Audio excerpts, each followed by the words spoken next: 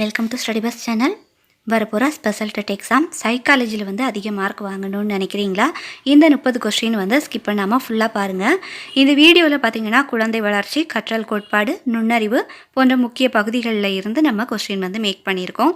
So வாங்க உங்களோட preparation நம்ம டெஸ்ட் பண்ணி பார்த்துடலாம். ஃபர்ஸ்ட் கொஸ்டின் பார்க்கலாம். குழந்தைகளின் அறிவாற்றல் வளர்ச்சி குறித்து முக்கிய கோட்பாட்டை வழங்கிய உளவியலாளர் யார் அப்படின்னு சொல்லி பார்க்கலாம். ஆன்சர் பார்த்தீங்கன்னா ஜீன் பியாஜே. ஜீன் பியாஜே குழந்தைகளின் சிந்தனை மற்றும் அறிவாற்றல் வளர்ச்சி எவ்வாறு படிப்படியாக உருவாகுது என்பதை விளக்கும் அறிவாற்றல் வளர்ச்சி கோட்பாட்டை வழங்கியிருக்காங்க. அதனால் இவர் குழந்தை உளவியல் துறையில் முக்கியமான உளவியராக சொல்கிறாங்க. அடுத்த கொஸ்டின் பார்க்கலாம். நுண்ணறிவு என்பது குறிக்கோளுடன் செயல்படுதல், பகுத்தறிவுடன் சிந்தித்தல் மற்றும் சூழ்நிலைகளை திறம்பட கையாளுதல் ஆகிய திறன்களை உள்ளடக்கியது என்று கூறிய உளவியலாளர் யார்? Answer David Wechsler. David Wechsler நுண்ணறிவை ஒரு நபர் நோக்கத்துடன் செயல்படவும், பகுத்தறிவுடன் சிந்திக்கவும், தனது சூழலை திறம்பட கையாளவும் உதவும் பொதுவான திறன் அப்படின்னு வரையறுத்திருக்காங்க. அடுத்த கொஸ்டின் பார்க்கலாம்.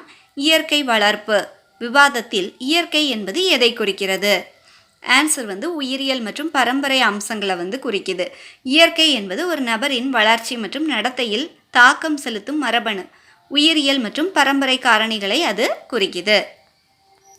அடுத்த கொஸ்டின் பார்க்கலாம். ஒரு பொம்மைக்கு உயிர் இருப்பதாகவும் அதை கீழே போடும்போது அதற்கு வலிக்கும் என்றும் ஒரு குழந்தை நம்புது. பியாஜேயின் கூற்றுப்படி இந்த பண்பு எவ்வாறு அழைக்கப்படுது? Answer animism. அதாவது ஜீன் பியாஜேயின் கருத்துப்படி உயிரற்ற பொருட்களுக்கும் உயிர் அல்லது உணர்வு இருப்பதாக குழந்தைகள் நம்பும் பண்பு அனிமிசம் அப்படின்னு சொல்லப்படுது. அடுத்த கொஸ்டின் பார்க்கலாம்.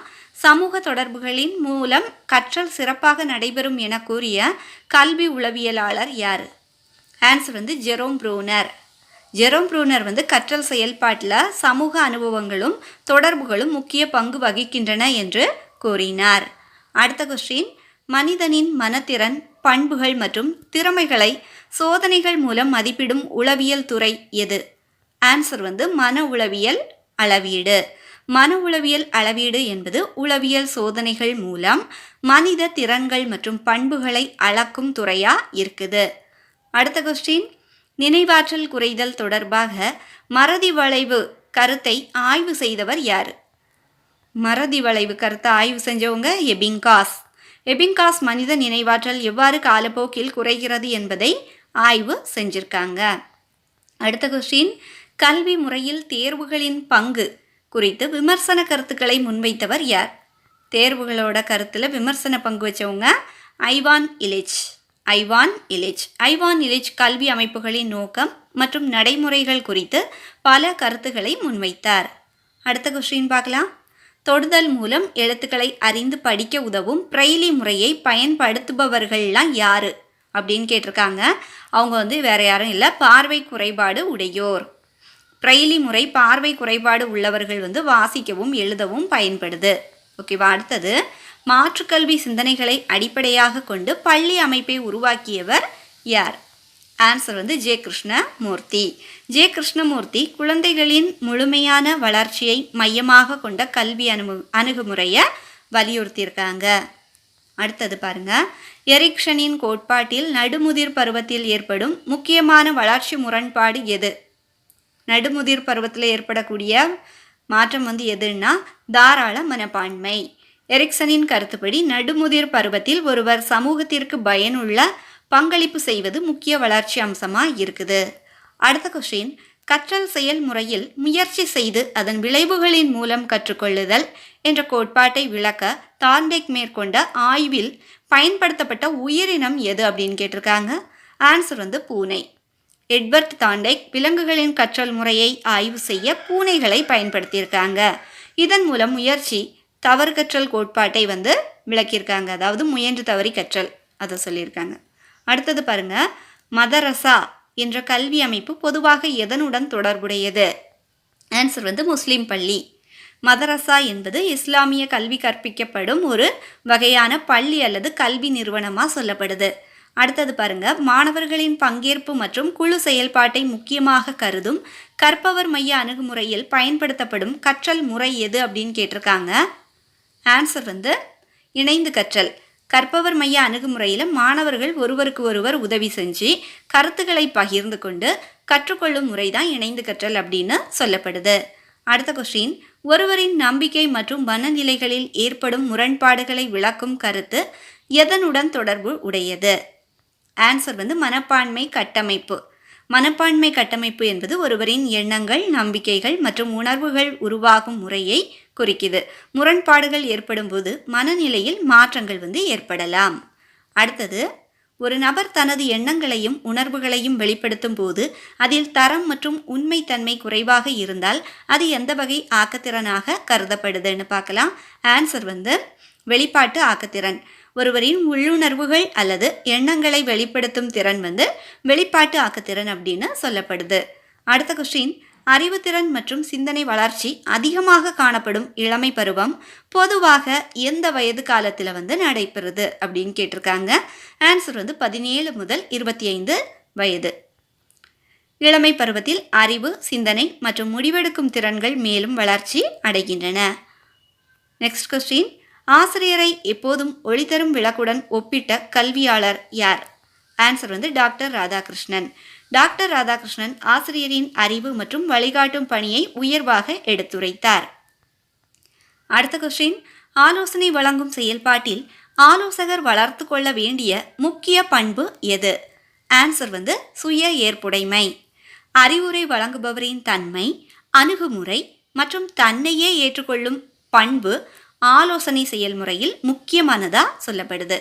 அடுத்த கொஸ்டின், ஒரு மாணவன் தொடர்ந்து தவறான நண்பர் குழுவின் தாக்கத்தால் எதிர்மறையான பழக்கங்களை கற்றுக்கொண்டால் எதிர்காலத்தில் அவனிடம் எந்த வகையான நடத்தை உருவாகும் வாய்ப்பு உள்ளது?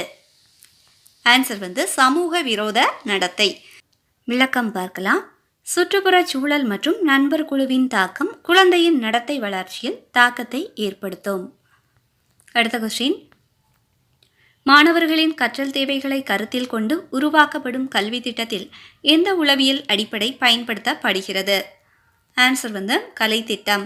மாணவர்களின் வயது, திறன் மற்றும் உளவியல் தன்மைகளை கருத்தில் கொண்டு கலை திட்டம் வந்து வடிவமைக்கப்படுது. அடுத்த கொஸ்டின், ஒரு ஆசிரியர் செய்முறை செயல்பாட்டின் மூலம் ஒளியின் பண்புகளை மாணவர்களுக்கு புரிய வைப்பது எந்த வகை கற்றலை குறிக்கிறது? ஆன்சர் வந்து இயக்கத்தின் வழியே கற்றல். செயல்பாடுகள் மற்றும் அனுபவங்கள் மூலம் அறிவை பெறுவது இயக்கத்தின் வழியே கற்றல் எனப்படுகிறது. அடுத்த கொஸ்டின், ஒரு குறைபாடு அல்லது ஏற்றுக்கொள்ள முடியாத பண்பை சமநிலைப்படுத்த ஒருவர் புதிய நல்ல பண்பை வளர்த்து கொள்வது எவ்வாறு அழைக்கப்படுகிறது? ஆன்சர் வந்து ஈடு செய்தல். ஒருவரின் குறைபாட்டை சமாளிக்க அதற்கு மாற்றாக வேறு திறனை வளர்த்து கொள்ளும் உளவியல் செயல்முறை தான் ஈடு செய்தல் அப்படின்னு சொல்கிறாங்க. அடுத்த கொஸ்டின் பார்க்கலாம். விலங்குகளின் கற்றல் நடத்தை குறித்து ஆய்வு செய்வதற்காக பசியுள்ள எலிகளை பயன்படுத்தியவர் யார்? Answer Skinner. ஸ்கின்னர் விலங்குகளை பயன்படுத்தி கற்றல் மற்றும் நடத்தை மாற்றம் தொடர்பான ஆய்வுகளை மேற்கொண்டுள்ளார். அடுத்த கொஸ்டின், அரசியல் தத்துவத்தில் சமூக ஒப்பந்தம் என்ற நூலை எழுதியவர் யார்? Answer Rousseau. Jean Jacques Rousseau சமூக ஒப்பந்தம் பற்றிய தனது கருத்துக்களை அந்த நூலில் விளக்கினார். அடுத்தது, மொழியை பயன்படுத்துதல், சொற்களை புரிந்து கொள்ளுதல் போன்ற திறன்கள் எந்த வகை நுண்ணறிவை சேர்ந்தது? ஆன்சர் மொழியியல் நுண்ணறிவு.